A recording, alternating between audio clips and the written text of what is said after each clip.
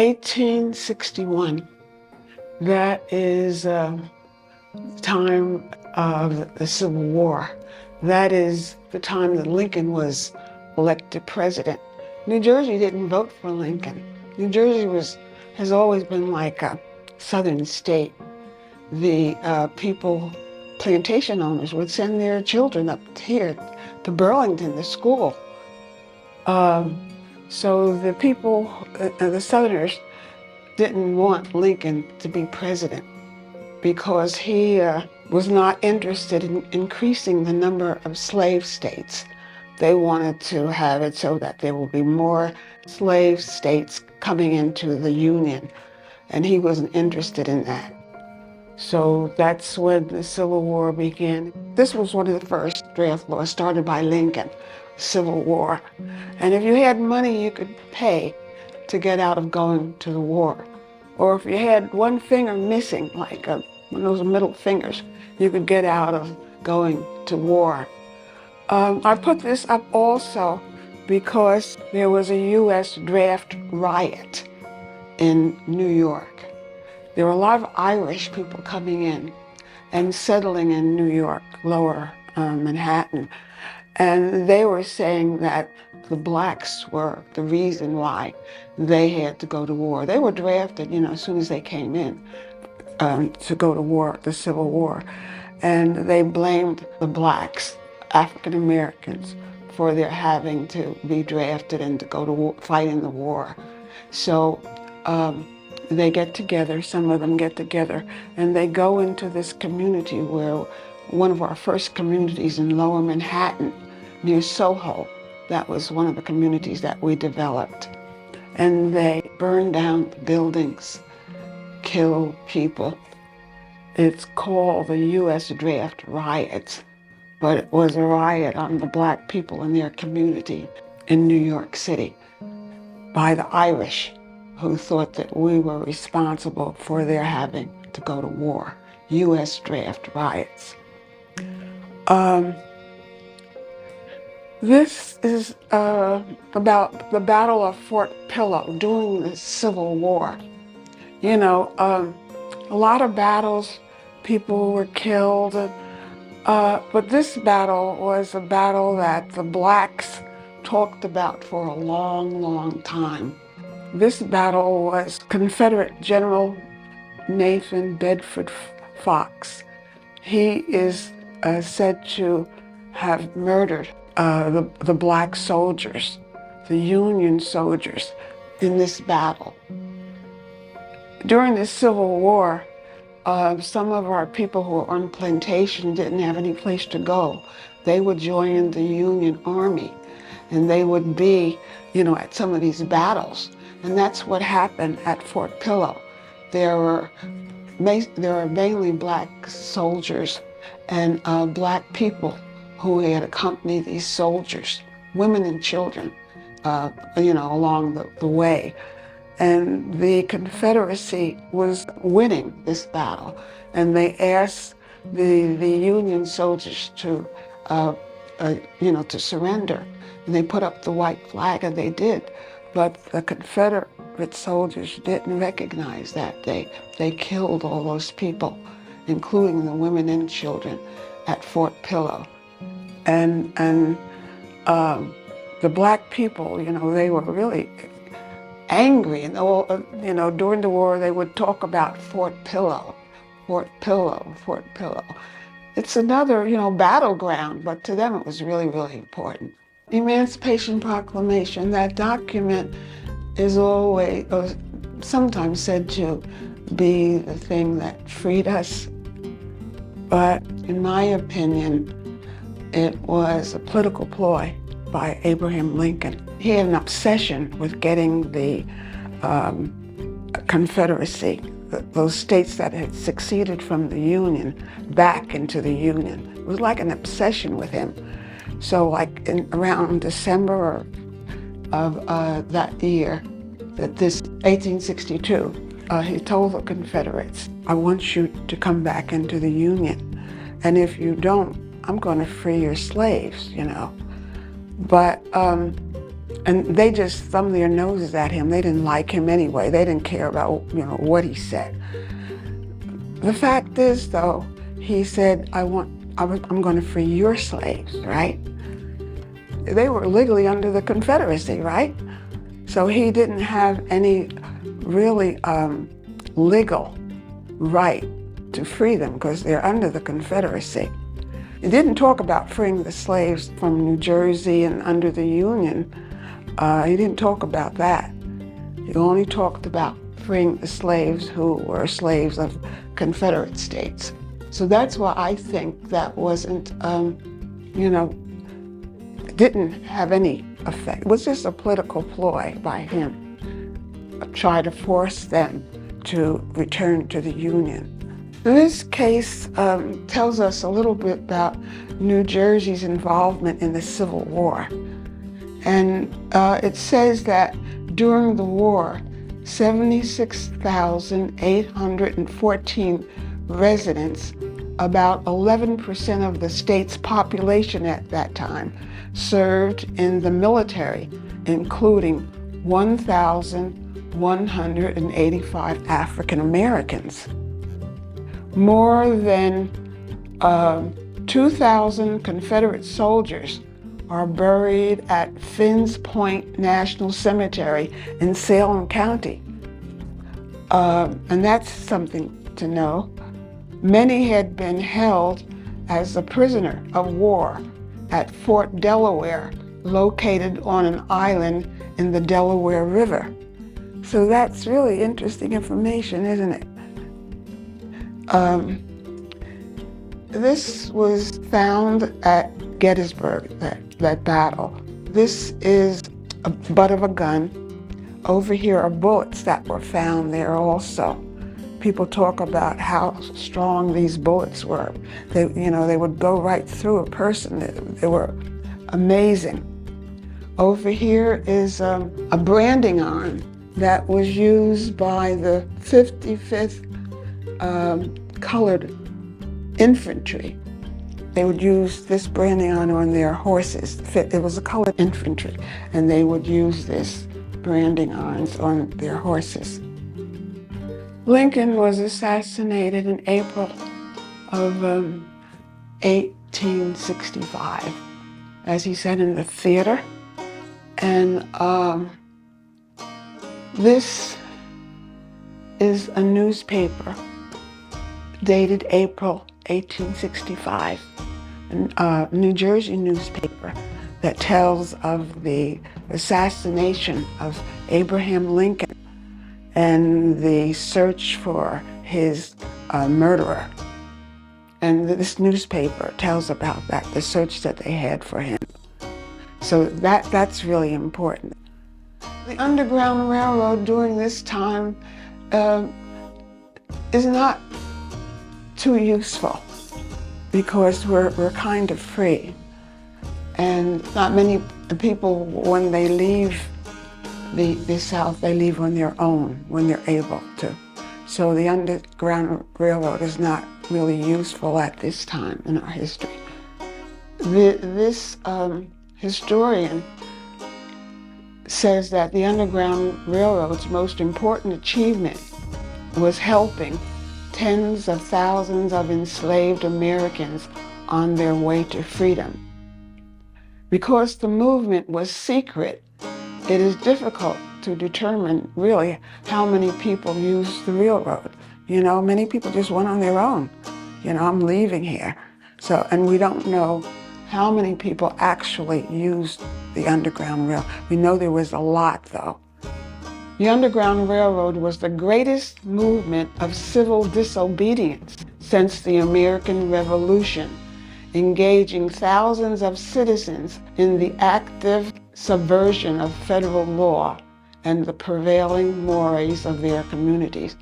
The Underground Railroad was against the rules and regulations of the government, because the Underground Railroad was helping people escape, but the government said, you are stealing property. And the government said, you're stealing that property when I'm going to pursue you and I'm going to punish you for stealing property. So the Underground Railroad was really against the rulings of the United States government. A century later, their descendants would see the ultimate fruits of the struggle they began in the triumph of the civil rights movement of the 50s and 60s. Though ridiculed, persecuted, and sometimes murdered, Underground Railroad, the men and women of the Underground Railroad strove always to compel the government to take the moral measure of its decisions. It was always after the government, this is right. This is the right thing to do, free those people and give them property so that they can be free and independent. The Confederacy was a legal entity, and they were very proud of themselves, and their flag they were talking about. We're very proud of this flag and our government, and we're the best, government that's ever existed because we're based on the moral and historical reasons that the people who we use as slaves, they're supposed to be. And, we're not doing anything wrong. And that's what our flag is based on, the natural law that those people who, we have been using as slaves, that's what they're supposed to be doing in this world. That's what the flag is based on, the natural law that, they're superior and that what we are in this world, we're supposed to be servants to them. So that was really interesting. So when anybody talks about the flag, you kind of know what their, what their belief is. This is the 15th Amendment to the Constitution that gave Black men the right to vote before white women. And this was the age of the women's suffrage, and the white women were very upset that these Black men were given the right. But of course, they couldn't vote.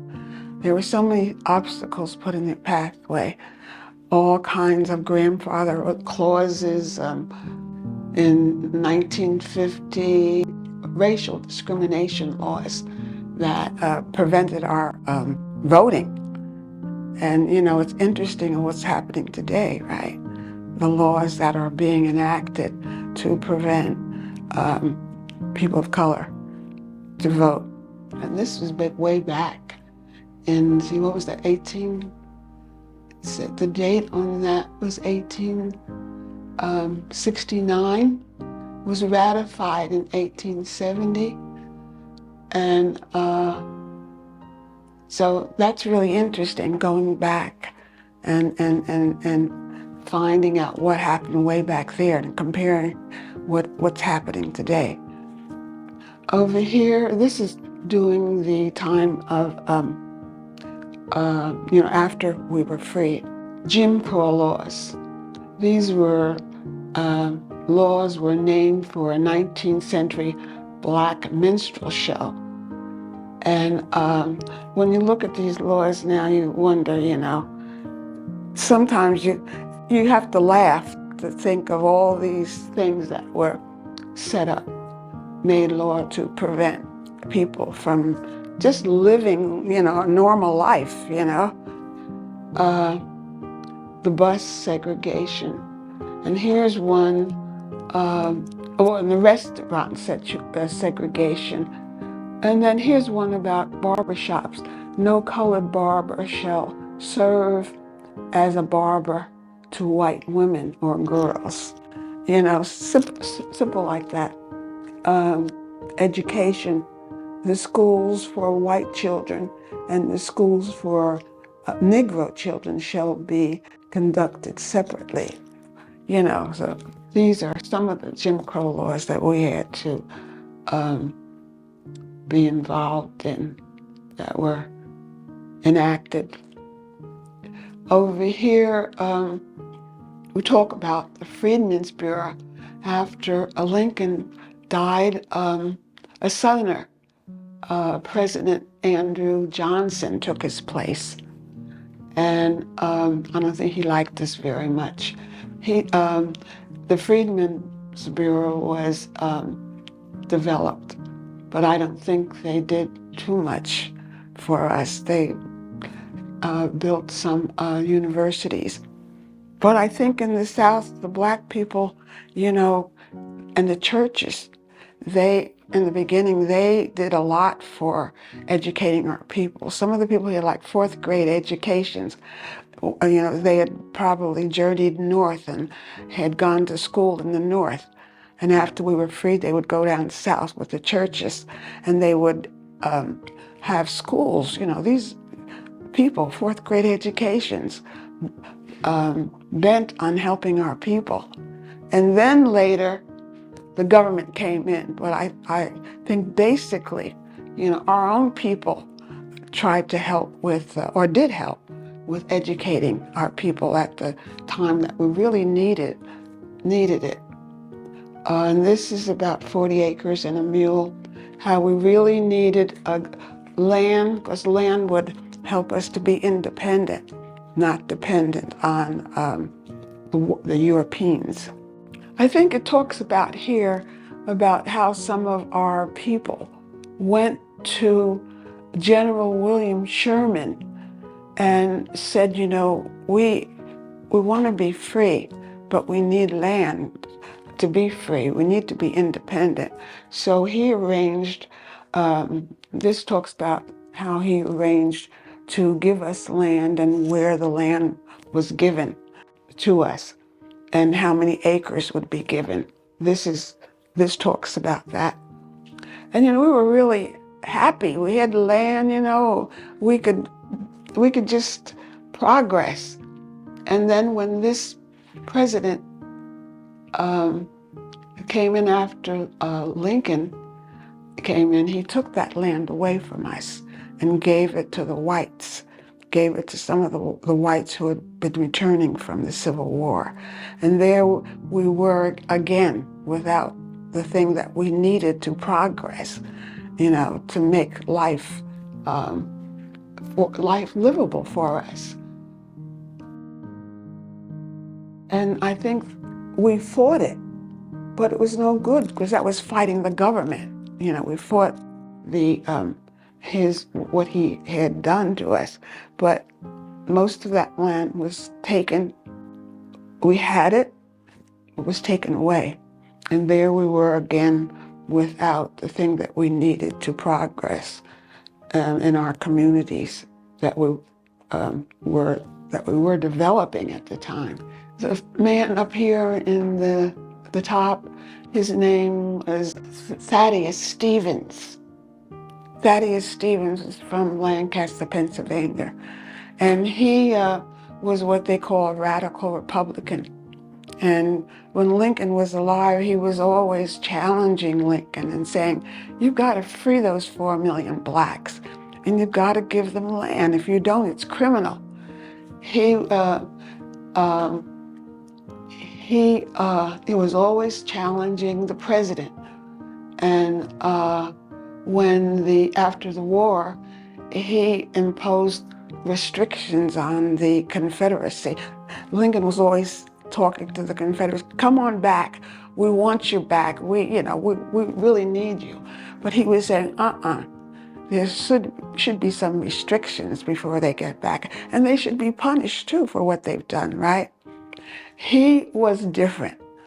He looks really, really mean, but he was different. He had a housekeeper who was biracial, and the Democrats used to write about her and him, like they had something like a love affair going, right? Maybe they did. He also had like a club foot. So I think that because of the club foot and his being, maybe in love with his housekeeper, he was a little more empathetic, that's the word, toward people who were different. And he really was. After the Civil War, he went back to Pennsylvania, developed schools for people, black people there. He was amazing, amazing man. He looks really mean, but he was amazing. amazing man, Thaddeus Stevens. And below him are the first two African Americans in the United States House of Representatives. Both of them were biracial. Both of their mothers were European. When you were biracial at that time, you had more of a chance to do what you wanted to do if you were biracial or you were very, very fair. But these two were the first blacks to enter the Congress of the United States. And they suffered a lot, when they took their seat, segregation and everything else, but they made it. Down here is a picture of men on what we call chain gang. There was the government was seldom kind to us, our people. After slavery, they passed the law called the Vagrancy Act. And if you were in a small community and you couldn't get work, well, Europeans were coming into the United States, right? And they were white, and they would get jobs first. But if you couldn't work, and the people in your community, the officials would consider you idle. And on that basis, they would charge you with, vagrancy, and they had the right to place you in work situations wherever they wanted to, even out of the state where you lived. And our people who had what we call mother wit, but we didn't have enough education to challenge that act, Why? Because prior to that, we were not permitted to read or write, so we couldn't challenge that act very well. And so a lot of our people were sent north, New York, sent south, wherever they wanted to send us, where they felt they needed us to build railroad tracks and salt mines. They sent us there, and we had, we had to go. And that's a picture of what it probably looked like on one of the places that we were sent. Here is Age of Terror, after we were free. And some of our people were amazing. People who were able to, who had a little money, they went north, thinking that going north would be, have greater opportunities for them, right? They went north, they went west, and they developed their little communities. It's amazing, Developed their churches. The church was like the most important thing in the community, the church. But they developed communities, and then the Ku Klux Klan or white supremacists would come in and then destroy that community. Or if you were too progressive, or you were saying, we need education, or whatever our speakers felt that they needed, that speaker could be hung or whatever, murdered, right? But that's what happened during that time, Age of Terror. And that's a picture that you see those people are hanging. That's the kind of rope that they use. And that happened all over the United States, not only in the South. Going north was something that we said, we're going to be really happy. It's going to be rosy, but it wasn't. So this is done by the NAACP, and it tells how many people were hung, lynched, that's the word, during certain periods of time. But it's not altogether correct, because it doesn't talk about people who were lynched, during the latter part of the time we were enslaved. But it's a lot of people lynched. And then this is a picture of people going north, probably going to Chicago. They're all dressed up, thinking my life is going to be different. And it was different, slavery in the South and slavery in the North, different kinds of slavery. So our people had to go through that. And we talk about, upstairs, we talk about some of the places that were torn down or destroyed just because. And here is one of them. Wilmington, it's just part of a newspaper article. Wilmington, North Carolina. And there's a date on there, 1800s, after we were freed. Wilmington, North Carolina was a progressive place, one of the, progressive places that we had, and run by blacks. And the whites came into that community and ran the blacks out, killed hundreds of black people and ran them out. And that was like common during that time, Reconstruction, But our people were amazing. They continued to build their churches, and churches were often destroyed, during that time. That rope is the kind of rope they say that was used. And there are nine rings on that rope, and that's an official hanging rope. Some man came in once and told us about that. Some European. 9 rings means, that's official.